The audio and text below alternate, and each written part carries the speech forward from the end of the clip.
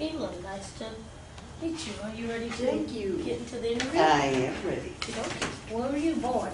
I was born in a tiny, tiny town in Missouri called Laclede. It's about big as this room, and it's the hometown of General Pershing. That's my claim to fame. Where did you go? Where's home now? Home now is here in Cedar Rapids. I've been here for 66 years. What brought you to Iowa?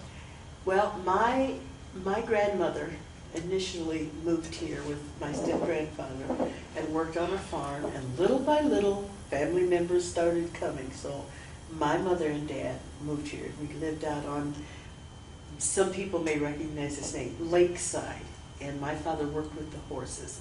So that's how we got here. Where did you go to school? I went to school, elementary school, Tyler, and it's now Metro, but it used to be Tyler. And then I went to McKinley. When I went to McKinley, it was a junior and senior high school. Okay. And what do you do for entertainment? Not much, not much anymore. I do write, I do like to sing, and I am in the process of writing a book on an aunt of mine. Her name was Doris Akers. So I'm trying to write her story and put it in book form.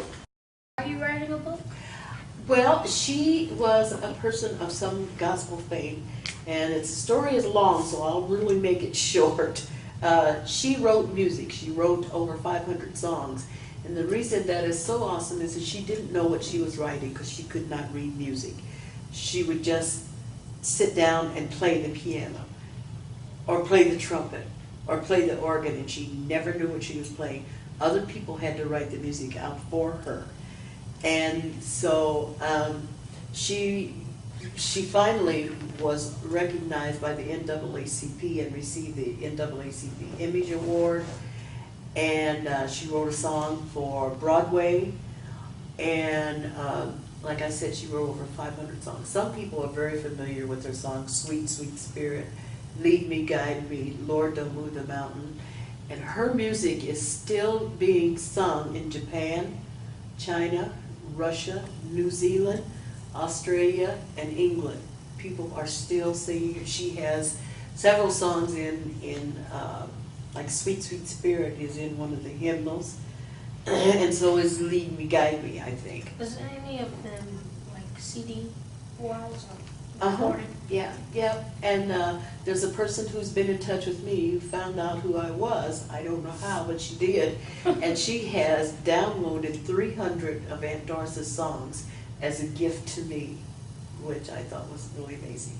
So because of that, that's one of the reasons. That's the main reason I want to write this book, because I do come from a singing family. My grandfather had a beautiful tenor voice, and it has gone, it's just gone all the way down through generations. How has the civil rights movement helped you? I don't know how much it helped me, but I was, at the time that I became a young person in this city, I became heavily involved in the civil rights movement, and Mrs. Viola Gibson was my mentor. So we went through a lot. For example, we could not eat at, well, none of the restaurants. And at the time that I grew up, there was no place for us to swim.